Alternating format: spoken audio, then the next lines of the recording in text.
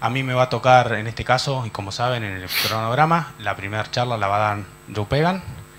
Joe es doctor recibido en licenciatura en la Universidad de Arkansas en nutrición animal. Recibió su PhD y Master Science en la Universidad de Cornell en nutrición equina y fisiología del ejercicio. Formó el Kentucky King Research en 1988 para ser una firma internacional de investigación, consultoría y desarrollo de productos que se ocupan de áreas de nutrición equina y medicina deportiva. El Kentucky King Research se desempeñó como consultora de nutrición equina en los últimos 6 Juegos Olímpicos y Juegos Mundiales. El Dr. Pegan recibió el premio a la Asociación Estadounidense en Industria de Alimentos en 2005 por el Nutritional King Research. Este premio reconoce la excelencia en la investigación en nutrición equina y contribuciones de un individuo a las prácticas de gestión en la alimentación equina y la industria de la alimentación también equina. Thank you. Muchas gracias. Es un placer estar aquí. ¿Escuchan bien? Es un placer estar aquí y hablarles a ustedes esta tarde acerca de un par de temas relacionados con la nutrición equina, especialmente el rendimiento de la nutrición a nivel de los equinos. Mi empresa es Kentucky Equine Research.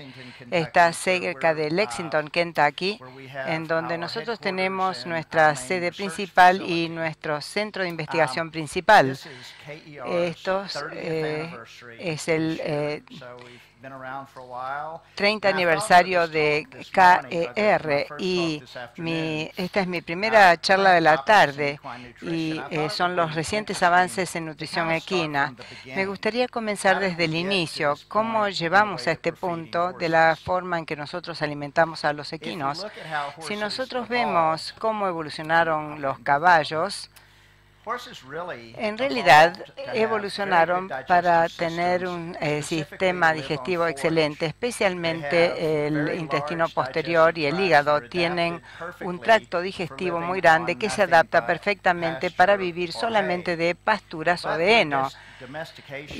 Pero la domesticación que ocurrió muchísimos años atrás, nosotros imaginábamos que no podíamos alimentar a los alimentos solamente con forraje, sino que necesitaban algo más para poder cumplir con los requisitos calóricos. Entonces, por miles y miles de años se alimentaron con cereales y esto no había cambiado mucho en 4.000 años. Aquí podemos ver, los cereales fueron la principal fuente de energía para los caballos durante miles de años y podemos ver que las fuentes principales eran pasto, avena y agua. Esa era la alimentación de los caballos y ese ha sido el único cambio en el siglo XX. Tempranamente hubo un reconocimiento en este siglo XX que había más allá de pasto, avena y agua para alimentarlos y también se descubren los minerales y las vitaminas como componentes importantes.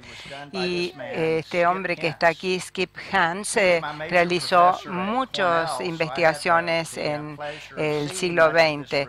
Él fue mi profesor en Cornell y fui testigo de sus investigaciones mientras se desarrollaban. Él cuantificó muchos requisitos con respecto a minerales, vitaminas y se especializó en la nutrición mineral, especialmente tanto los macro como los microminerales. Y en KER nosotros continuamos esta investigación con el correr de los años. Aquí podemos ver una vista aérea de nuestras instalaciones principales de investigación en Kentucky, en donde llevamos a cabo gran parte de la investigación. También tenemos un segundo centro en Ocala, Florida, en donde hacemos investigación en caballos de carrera. Y una de las herramientas que nosotros utilizamos en estos centros de investigación son estos arneses de recolección que se utilizan utilizan para estudios completos del tracto digestivo. Y algo que se descubrió tempranamente es que los caballos digieren a los minerales de manera diferente dependiendo del mineral. Si tenemos que estimar cuánto mineral necesita un caballo para una situación específica, nosotros tenemos que determinar cómo lo digiere. La forma en que nosotros hemos hecho estos estudios de compatibilidad es una serie de estudios de digestión en donde le damos niveles en aumento de ingesta y nosotros vemos la cantidad de nutrientes que se digieren y se absorben. Generalmente aquí podemos ver una relación lineal que ocurre entre la ingesta y la digestión y la retención. Cuando damos cero de este nutriente, en este caso minerales, vamos a tener una cantidad negativa de retención de nutrientes. Aquí podemos ver una medida de las pérdidas endógenas. Esto es la cantidad de mineral que se pierde si no le damos nada de alimentación al caballo. La pendiente de esta línea nos indica cuál es la digestibilidad verdadera del mineral. De esta forma podemos calcular cuánto necesita un caballo como para poder permanecer en un equilibrio cero, conociendo la pérdida endógena y también conociendo la pendiente de esta línea. Aquí un ejemplo que se basa en investigación que realizamos en el calcio. Aquí la ingesta de calcio. Estos son estudios individuales de digestibilidad. En estos estudios nosotros le damos una cantidad medible del nutriente por 2 semanas y después por una semana hacemos una recolección completa con el estudio de digestibilidad. De esta manera nosotros podemos calcular la cantidad de nutriente digerido y podemos estimar las pérdidas. Para calcio, por ejemplo, la pendiente de esta línea es de 0,75. Esto significa que la digestibilidad verdadera del calcio es del 75%. La pérdida endógena es menos 17,4 gramos por día, de manera tal que podemos utilizar estos dos números para calcular la digestibilidad del calcio. Lo hemos realizado para diferentes tipos de minerales. Pueden ver que la variabilidad es enorme entre la digestibilidad verdadera de los diferentes minerales. Los caballos tienen una buena digestión del calcio, como pueden ver, pero no tan buena con la digestión del fósforo. Entonces, podemos ver que a nivel del calcio es 3 veces mejor que el fósforo. Con respecto al zinc, al cobre y al manganeso, todos son muy importantes para el desarrollo del hueso y de los jóvenes animales. Podemos ver que la digestibilidad verdadera es muy baja. Tenemos que tenerlo en cuenta cuando diseñamos dietas para estos caballos. También hemos estudiado el efecto del ejercicio en la digestibilidad y en los requerimientos minerales para los caballos. Aquí observamos un estudio en donde analizamos el efecto de el training en la digestibilidad y los requerimientos para cobre, zinc y manganeso. Lo que hicimos en este estudio fue alimentar a los caballos con diferentes niveles de minerales con y sin ejercicio y realizamos el mismo tipo de gráfico como para poder ver cuál era la digestibilidad verdadera y calcular el requisito de energía. Aquí, esta diapositiva nos muestra el manganeso. Este es un oligoelemento con 4 niveles de manganeso que le dimos desde 400 hasta 1400 miligramos por día y medimos la cantidad de retención de manganeso en cada cada uno de los diferentes niveles. Lo que nosotros descubrimos fue que la digestibilidad verdadera era 40%, esta la pendiente, la pérdida endógena era 164. Logramos calcular que los caballos que se ejercitan necesitan más de 400 miligramos de manganeso por día. Cuando vemos los requerimientos de los minerales y de los diferentes nutrientes, gran parte de los cálculos se basan en este tipo de experimentos. Entonces, este es el estudio al cual me refería anteriormente, en donde nosotros tenemos los caballos sedentarios y los que se ejercitan. Le damos diferentes niveles, en este caso de zinc, y nosotros medimos la pérdida a nivel fecal y cuál fue la retención por parte de los caballos en los diferentes niveles de ingesta. Según este experimento, pudimos determinar que el ejercicio aumenta los requerimientos de zinc. Este fue el único mineral que en realidad había estado afectado por el ejercicio, pero el hecho de ejercitar al caballo necesita más zinc que los caballos que no hacen ejercicio, o sea, los sedentarios. También realizamos investigación con respecto a los requerimientos de vitaminas. Algo interesante respecto a las vitaminas es que la forma de ciertas vitaminas es algo muy importante. La que está más afectada por esta forma es la vitamina E. La vitamina E natural tiene esta representación, esta configuración. Aquí es D-alfa-decaferol.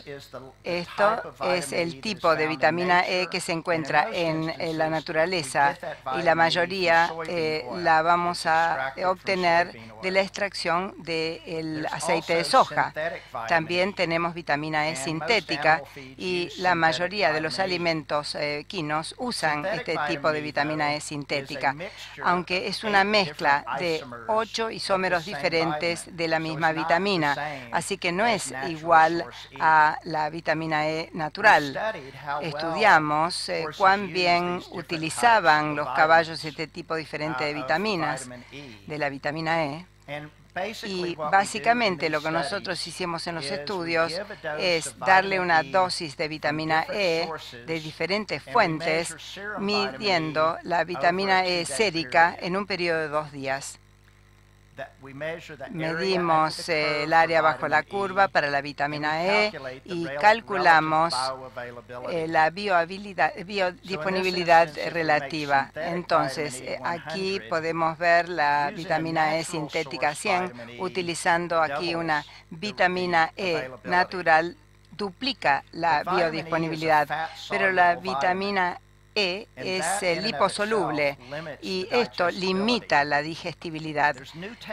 Hay nuevas tecnologías que nos permiten tomar una vitamina liposoluble y hacer un micelo alrededor, y de esta manera se puede dispersar en el agua. Cuando nosotros tomamos la vitamina E con esta característica, vamos a ver que hay una disponibilidad, una biodisponibilidad enorme, hasta 600 veces la vitamina E sintética.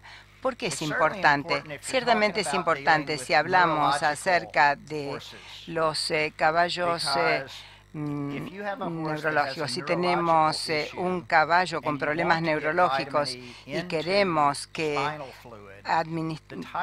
la vitamina E llegue al líquido cefalorraquídeo, el tipo de vitamina E marca una diferencia. Este fue un estudio realizado en la Universidad de Davis de California.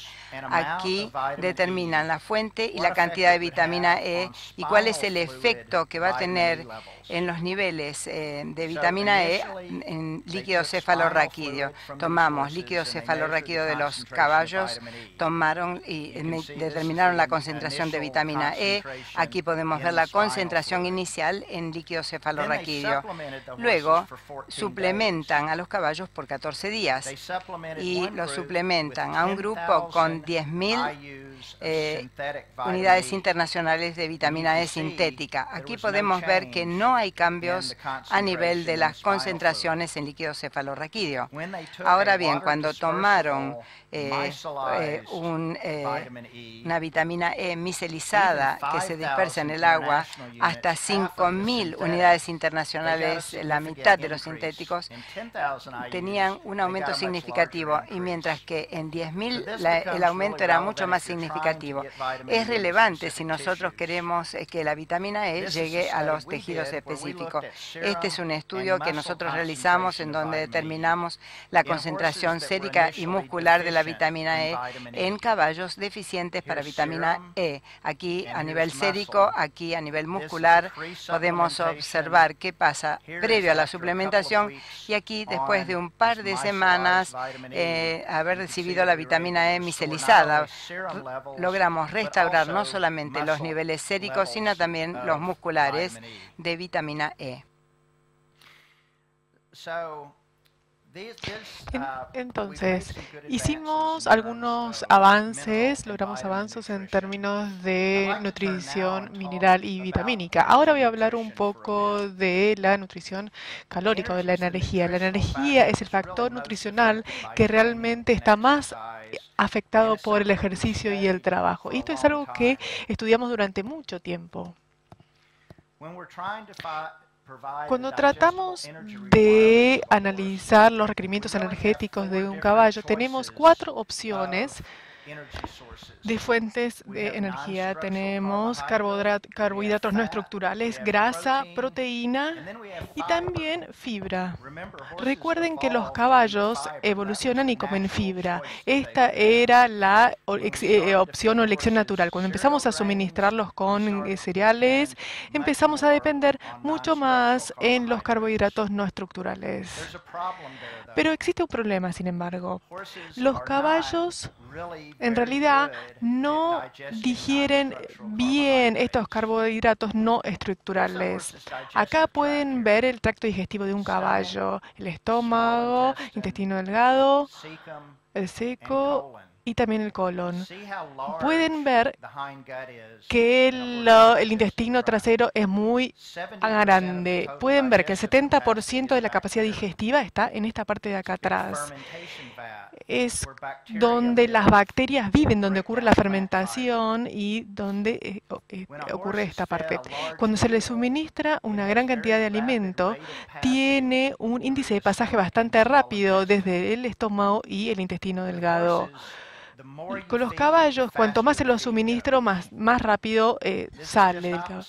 Esto es totalmente opuesto a un carnívoro. Si uno le da muy gran cantidad de comida a un caballo, a un perro, por ejemplo, esto es totalmente al revés. Los caballos también no producen muy bien la amilasa, tienen baja producción de amilasa, que es la enzima que disuelve el almidón, y no hacen un buen trabajo en esta producción. De hecho, producen la misma cantidad de amilasa que un carnívoro. Los cerdos, por ejemplo, son omnívoros y producen muchísima amilasa y pueden digerir el almidón de manera muy efectiva. Debido a esto, tenemos que tener mucho cuidado con la forma en que alimentamos a los caballos y cuando les damos especialmente los cereales. Tenemos que tener cuidado qué cereales se les damos, tenemos que ver qué alimento y qué cantidad y cómo los procesamos. El almidón y la avena son los más digeribles de todos los cereales que les damos. Después viene la cebada y finalmente seguida por el maíz. Hay estudios que demuestran que el 70% del maíz puede terminar en el intestino grueso porque no se digiere de manera efectiva. ¿Qué es lo que ocurre si el almidón escapa la digestión en el intestino delgado? Bueno, termina en el intestino grueso. Y en el intestino grueso se fermenta rápidamente. Hay bacterias que viven en el intestino grueso y que pueden romper o disolver el almidón. Si analizamos toda la digestibilidad del almidón, es un 100%. independientemente de si se digiere en el intestino grueso o en el intestino delgado. Pero si termina en esta parte de acá, se fermenta rápidamente. Los ácidos grasos volátiles se producen también ácidos lácteos. Son las bacterias que rompen el almidón pueden producir ácido láctico y esto causa una disminución significativa en el pH y termina produciendo un problema que se denomina acidosis de intestino grueso. Este es un problema que se ve en los caballos de trabajo, donde todos los granos terminan en el intestino grueso causando acidosis. Una de las cosas que se puede hacer para ayudar a mejorar esta situación es procesar los granos. Hicimos algunos estudios en donde analizamos el efecto de procesar el maíz en la respuesta glucémica.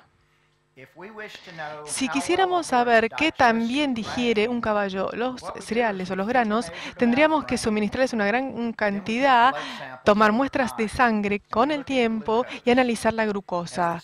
A medida que se digiere el almidón, se absorbe la glucosa del intestino delgado y se obtiene una curva. En este estudio en particular, lo que hicimos fue tomar muestras, y esto fue alrededor de un periodo de 4 horas. Acá tenemos la glucosa en plasma, acá tenemos las muestras, y acá utilizamos maíz granulado, después usábamos maíz procesado, y en este caso teníamos una respuesta más rápida, o sea, significa que es más digerible. Por lo tanto, el caballo podía digerir el almidón en el intestino delgado para evitar que se dirija al intestino grueso. Entonces, el maíz en particular es mejor cuando está procesado, ya sea micronización o extrusión. Todas estas son buenas formas de procesar el maíz.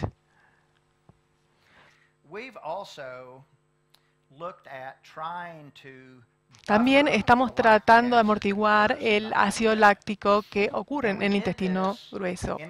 Hicimos esto en conjunto con una empresa que produce tecnología de encapsulación. Nosotros pudimos tomar bicarbonato de sodio y encapsularlo en una capa de aceite vegetal, de modo de poner ese bicarbonato o colocarlo en el intestino grueso. Si suministras bicarbonato de sodio que se desnaturaliza en el estómago y no se obtiene ningún tipo de buffering en el intestino grueso. Con este tipo de encapsulación, lo que pudimos hacer fue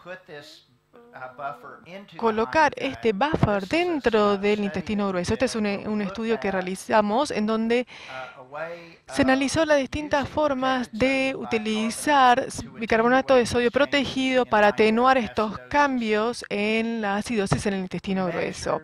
Medimos niveles fecales de ácido láctico con el tiempo, a medida que suministramos a los caballos una dieta controlada de granos más bicarbonato de sodio encapsulado. Y lo que pudimos hacer fue reducir en forma significativa el lactato fecal, el ácido lácteo que se produce a partir de una sobrecarga de almidón al agregar esto. Esta es una forma en la que pudimos ayudar a atenuar esta diferencia.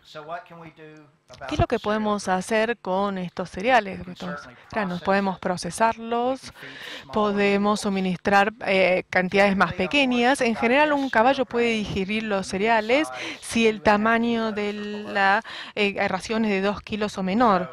Entonces, hay que mantener la ración pequeña o utilizar el tipo de grano adecuado.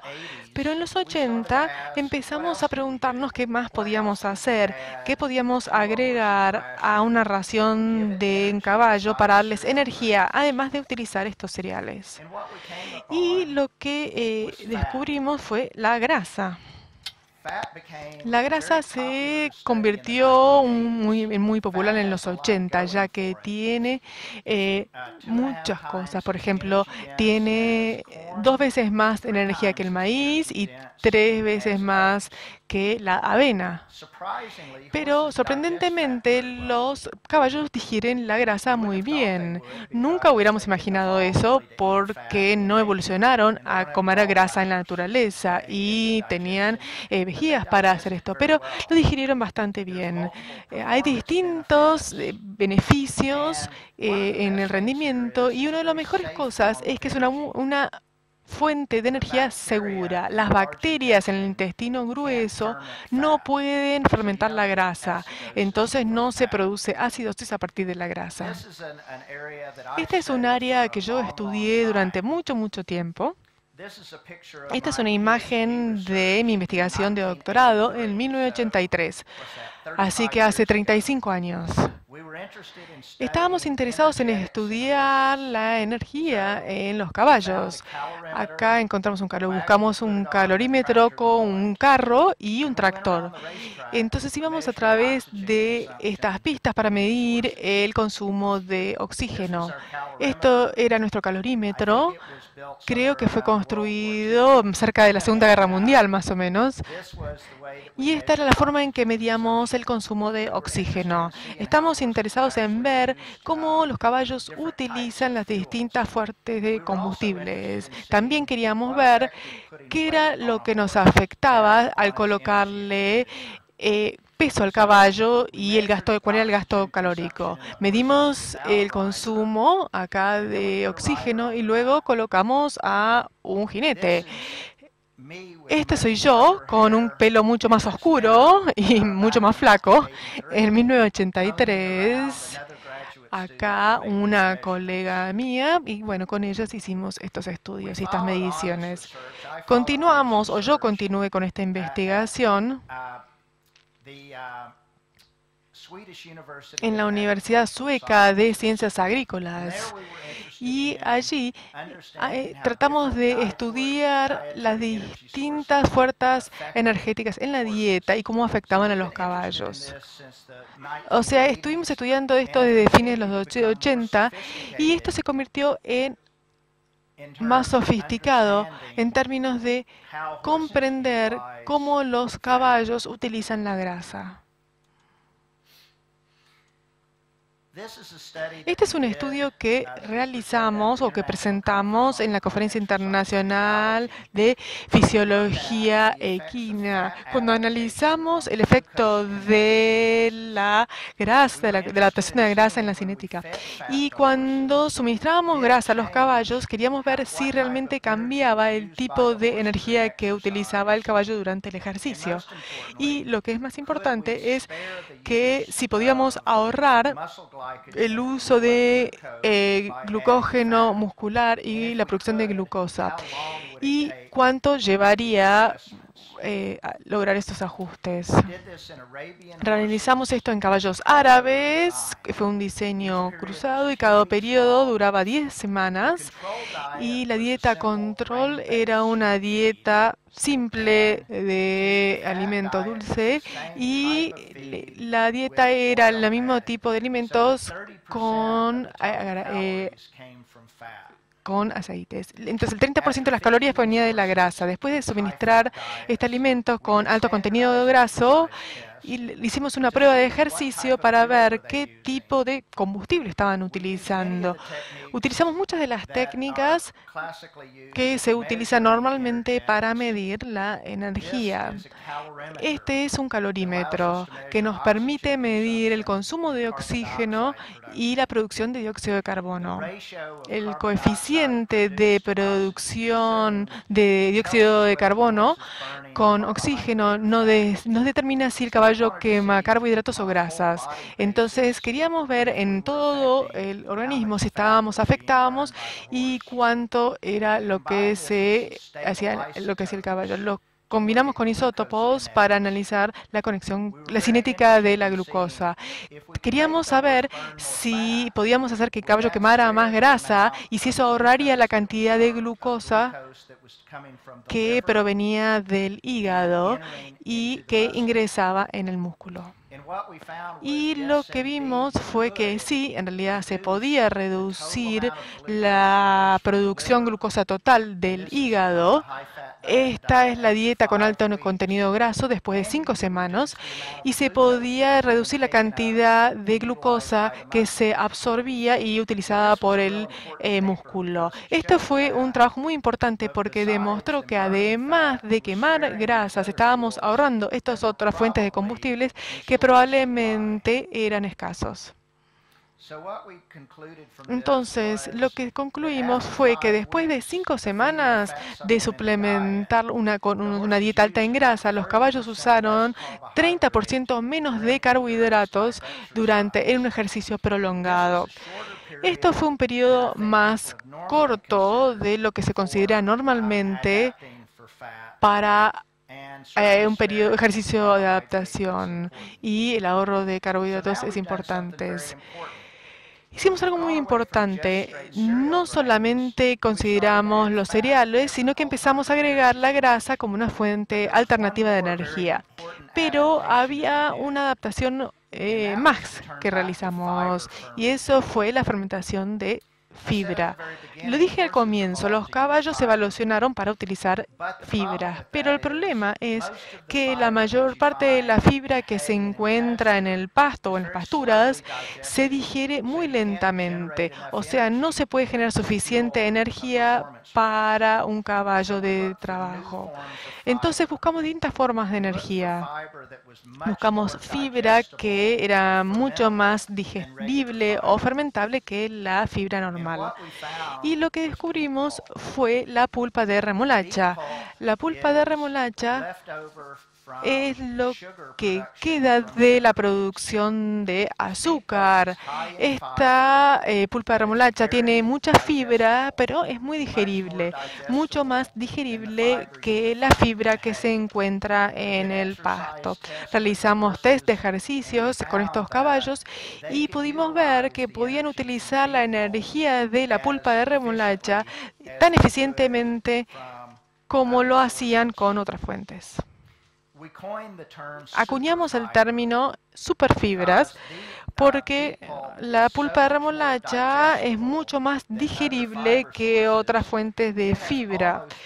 Tiene el mismo contenido más o menos de energía digerible que la avena, pero esto es sin tener los problemas de la producción alta de almidón. Entonces, la pulpa es muy fermentable, del 75 al 80% es digerible, mientras que con el pasto es solamente el 40%. Acá podemos ver de dónde provienen las calorías en distintos tipos de alimentos. Acá, para avena, más del 50% de las calorías proviene de carbohidratos no estructurales. En maíz, el 76%, pero la pulpa de remolacha, el 83% de las calorías totales provienen de la fibra, solamente el 9% de estos NSC o carbohidratos no estructurales. Esta es una buena alternativa para los caballos de trabajo. Lo que aprendimos de esto, a partir de esto fue lo que creamos una mezcla ideal para los caballos de competencia. Si dependen de grasa, de fibra o de almidón, y en distintas fuentes de energía. En realidad, la dieta para los caballos de carreras es una mezcla de estas fuentes de energía. Esta es una buena dieta moderna para los caballos de carrera, para caballos de salto, por ejemplo, o que tienen que hacer competencias. Inclusive es más extremo para grasas o para fibras para otro tipo de caballos deportivos. En el momento en que estábamos realizando este estudio, nosotros comenzamos a trabajar con la doctora Stephanie Wahlberg. La doctora Wahlberg ahora trabaja en la Universidad del Estado de Michigan, había trabajado en la Universidad de Minnesota y es la autoridad a nivel mundial con respecto a miopatías musculares. Ha hecho más investigación con respecto a lo que produce la rhabdomiolisis y también determina la base genética para parte de este problema muscular. Colaboramos con la doctora Wahlberg en los últimos 20 años y ella va a visitar nuestro establecimiento el sábado en Florida, donde estamos haciendo investigación adicional sobre otra miopatía. Cuando hablamos acerca de miopatías musculares o la rhabdomiolisis por esfuerzo, en realidad hay diferentes tipos. Uno de estos tipos es la forma recurrente, es decir, la RER. Este es el tipo que nosotros vemos en los caballos de carrera. La miopatía de almacenamiento de polisacáridos es un trastorno totalmente diferente. Se lo encuentra más en los caballos de cuarto de milla, provocado por un mecanismo totalmente diferente. No obstante, lo que nosotros conocemos es que cualquiera de estos dos tipos de rhabdomiolisis provocan dolor muscular y necrosis con el ejercicio. Tenemos elevaciones de enzimas musculares séricas y nosotros tenemos que prestarle atención a la CK, a la creatinina quinasa.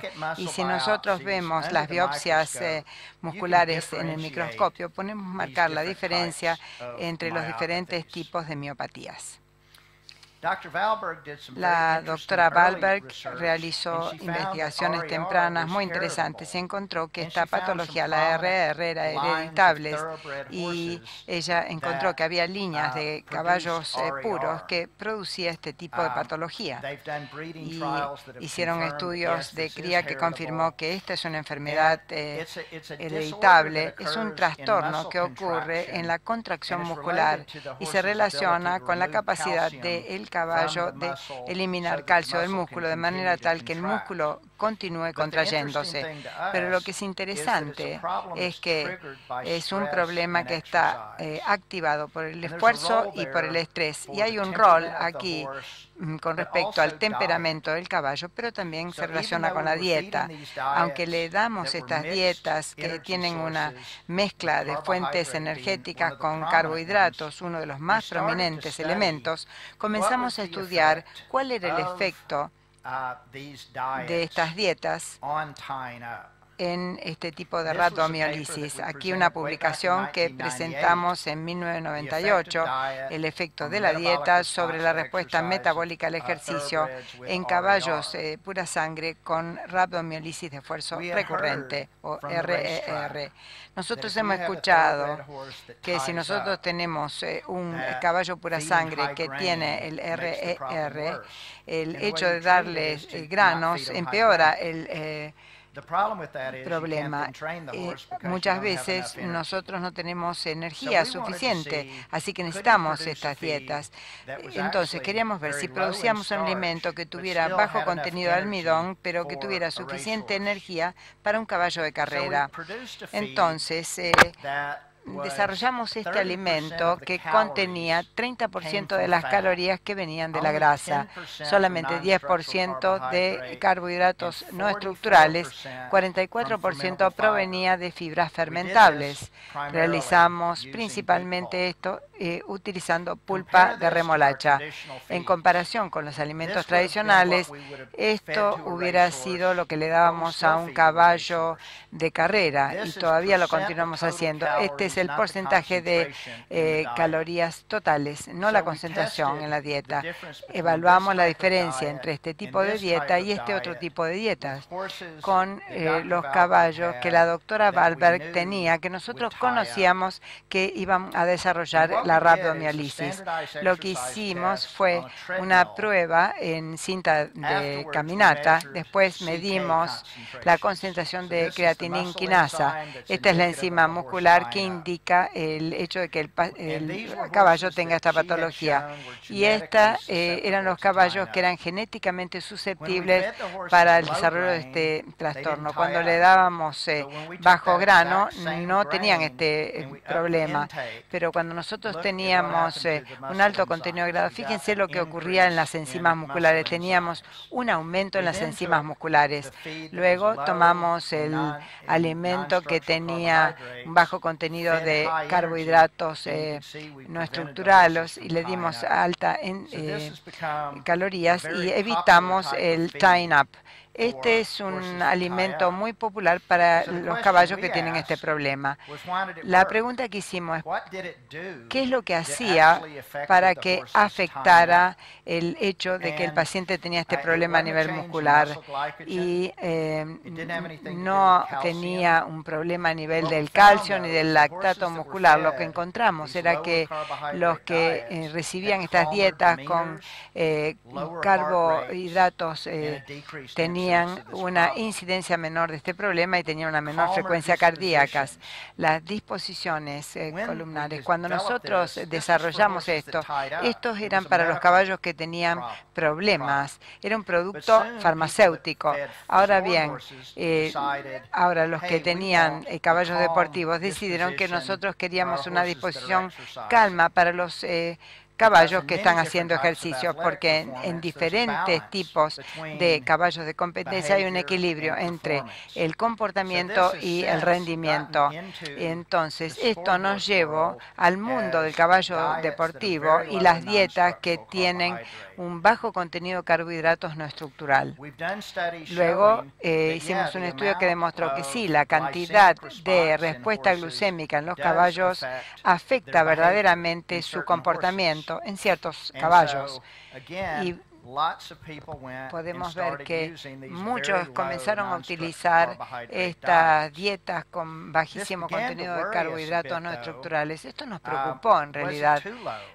Era demasiado poco porque los caballos necesitan carbohidratos en sus dietas. Entonces realizamos este estudio en donde analizamos el efecto de la ingesta de carbohidratos no estructurales, ingesta de grasas y de fibras en el reemplazo de glucógeno muscular que se utilizaba después de un ejercicio intenso. El glucógeno muscular es uno de los sustratos limitantes con respecto al rendimiento. Voy a hablar más al respecto en mi segunda presentación. Es así como nosotros alimentamos los hidratos de carbono, como para darles glucógeno y poder alimentar la contractura muscular. Con estas dietas muy bajas en almidón que se utilizan, no era muy claro si aportaban suficiente energía para poder replecionar el glucógeno muscular. Analizamos las concentraciones de carbohidratos no estructurales en dietas que se les dieron en los Juegos Ecuestres Mundiales de 2010. Lo que se encontró es que muchas de las dietas tenían una alta concentración de carbohidratos no estructurales, pero algunos tenían bajo contenido y algunas dietas tenían un alto contenido de grasas, mientras que la mayoría tendía a ser baja en grasas. El experimento que realizamos era estudiar si el hecho de darle a los caballos en ejercicio con dietas de diferentes concentraciones de carbohidratos no estructurales afectarían cómo utilizaba el caballo el glucógeno muscular y cómo lo replecionaba o lo reponía después del ejercicio. Tomamos tres tipos diferentes de días. Uno con un bastante alto de carbohidratos, aquí moderado y aquí bajo. De esta forma, esta dieta tenía una mayor cantidad de energía de la grasa y mucho menos de los carbohidratos no estructurales. Nosotros hicimos ejercicios intensos durante 3 días. Después tomamos biopsias musculares de los caballos. y medimos la cantidad de glucógeno que habían utilizado los caballos. Aquí podemos ver el glucógeno muscular antes del estado de depresión, aquí el glucógeno muscular post-depresión. Habíamos hecho una depresión del 30% del glucógeno muscular, pero luego le administramos carbohidratos altos y otra que tenía un bajo contenido de carbohidratos, y nosotros vimos cuál era la reposición de carbohidratos. Lo que encontramos era que la cantidad total de depresión durante el ejercicio no difería mucho entre los tres, pero los caballos que recibían la dieta con bajo contenido de carbohidratos no lograron reponer el glucógeno muscular. Así que aquí hay un equilibrio. Si nosotros tenemos caballos que van a trabajar mucho y utilizar mucho glucógeno muscular, necesitamos mucho contenido de carbohidratos a nivel muscular para poder darles energía. Ya hablé acerca de la grasa dietaria con respecto a cómo se utiliza desde el punto de vista energético. Básicamente me referí a los ácidos de cadena larga se degradan en 2 unidades de carbono, van a estar quemados en la mitocondria y van a producir adenosintrifosfato. Originariamente, cuando analizábamos la grasa, no nos preocupaba el tipo de grasa que íbamos a administrar. Podía ser cualquier tipo, porque íbamos a degradarlas en 2 carbonos, pero desde que nosotros hicimos este estudio encontramos que existe una diferencia muy importante entre los diferentes tipos de grasa, y esta es ya sea que sea omega 3 o omega 6. Ustedes han escuchado estos términos en la nutrición para humanos, omega 3 y omega 6.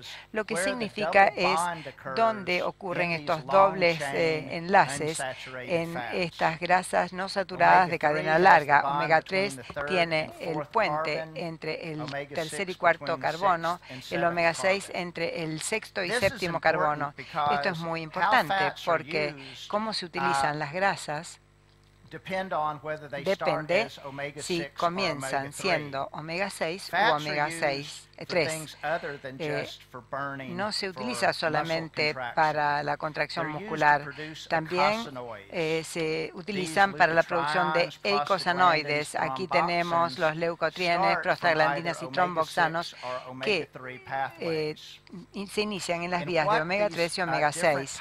Y aquí podemos ver los diferentes tipos de eicosanoides, pero dependen ya sea que comencemos de omega 6 u omega 3. Básicamente, los que comienzan de la vía de omega 6 pueden tener efectos nocivos en comparación con las que comienzan en la vía de omega 3. Si nosotros vemos lo que ocurre en la naturaleza, la pastura que comen los caballos tienen una mayor cantidad de omega 3 que de omega 6. Pero si nosotros vemos el heno, la pastura y la avena, podemos ver que hay 15 veces más de omega 6 que omega 3. Si nosotros vemos heno, avena, maíz, es una relación de 30:1. Si nosotros vemos el aceite de soja, vuelve a 10:1. Pero si utilizamos aceite de maíz, esta relación es de 50:1. Un nivel elevadísimo de omega 6 en comparación con omega 3. Nuevamente, la relación natural sería exactamente lo opuesto. Así que, ¿cuáles son los diferentes tipos de aceites y cuántos omega 3 u omega 6 se encuentran en cada uno de los diferentes tipos de aceites? Si vemos aquellos que tienen una alta relación de omega 6, 3, por ejemplo, aceite de maíz, de girasol y de cárcamo. Ahora, una relación moderada es aceite de soja y de canola, y bajo en omega 6 es el aceite de semillas de lino. Entonces, los agentes vegetales, el aceite de lino tiene la mejor relación de omega 6 a omega 3. Hay otro tipo de aceite que tiene un alto contenido en los carbonos 20 y 22 de omega 3, y Este es el aceite de pescado marino. Recientemente hemos realizado investigaciones dándoles aceite de pescado a los caballos. Lo que hemos encontrado es que el aceite de pescado puede tener efectos beneficiosos, incluida la incidencia de hemorragia.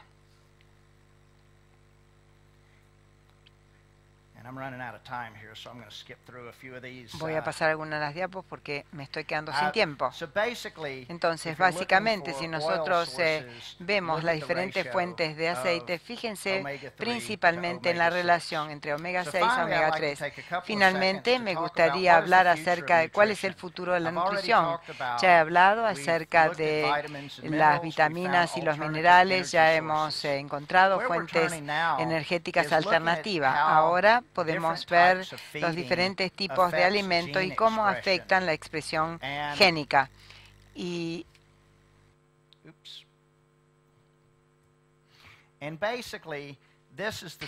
básicamente aquí podemos ver un estudio de la nutrigenómica y la nutrigenética. Es el estudio de los efectos de los nutrientes en la expresión génica y el estudio de cómo los diferentes individuos se ven afectados a lo largo de su constitución genética. Nosotros sabemos que esto es muy importante con respecto al desarrollo muscular, con respecto a la síntesis de proteínas musculares y su degradación. Ahora sabemos que los nutrientes que se administran específicamente al músculo tienen un efecto respecto a cómo reaccionan los genes en el músculo, ya sea a aumentar la síntesis muscular y reducir la degradación. Hemos encontrado que diferentes tipos de aminoácidos, como la leucina y como la insulina, pueden regular en más los genes que aumentan la síntesis muscular. Un área de nuestra investigación es ver el hecho de cómo la alimentación de diferentes tipos de aminoácidos que se administran a los caballos antes del ejercicio para ver cómo afectan la expresión de los genes para afectar la síntesis a nivel del músculo. Este es un área de investigación sobre la cual van a escuchar mucho más en el futuro, y es cómo podemos seleccionar nutrientes específicos que puedan afectar cómo los genes dentro de los músculos y del cuerpo del caballo van a mejorar la forma de síntesis del músculo y cómo se va a recuperar del ejercicio. Con esto me detengo. Muchas gracias por su atención y tengo tiempo para un par de preguntas.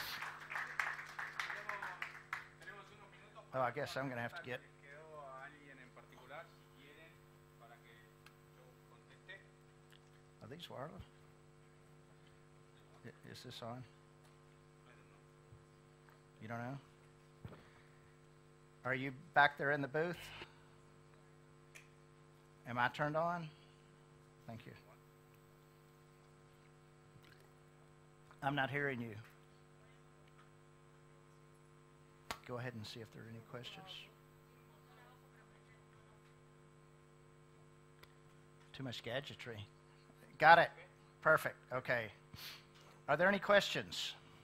¿Hay preguntas?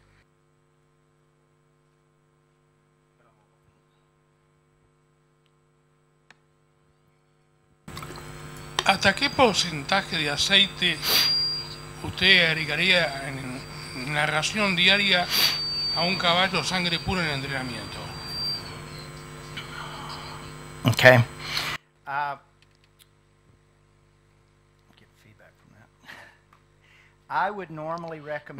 Normalmente recomiendo darle 400 mililitros por día a un pura sangre que está en entrenamiento.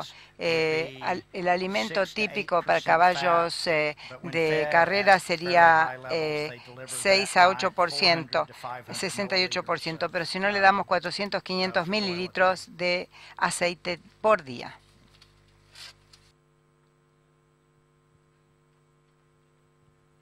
Thank you, Mr. Pagan. ¿Qué ustedes hicieron en experience o la experiencia en en Thoroughbreds de 8 años. ¿Tienen alguna experiencia con animales más jóvenes, ya que estamos en la etapa competitiva entre 2 y 4 años?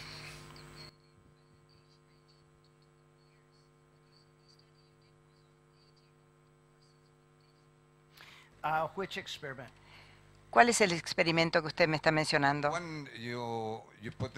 El experimento que usted mencionó era pura sangre de 8,2 para glucógeno muscular, sí. No hay dudas que la edad va a tener un efecto en los diferentes tipos de parámetros. En este estudio particular era en caballos de 8 años. Ahora tenemos caballos en entrenamiento para carreras, pura sangre, que tienen 3, 4, 5 años y tratamos de utilizarlos como modelos en donde nosotros podemos ver cambios con respecto a la reacción de los caballos. Este estudio particular, bueno, sucedió que nosotros teníamos caballos de investigación de mayor edad. Pero sí, es muy importante lo que usted menciona, una edad joven del animal.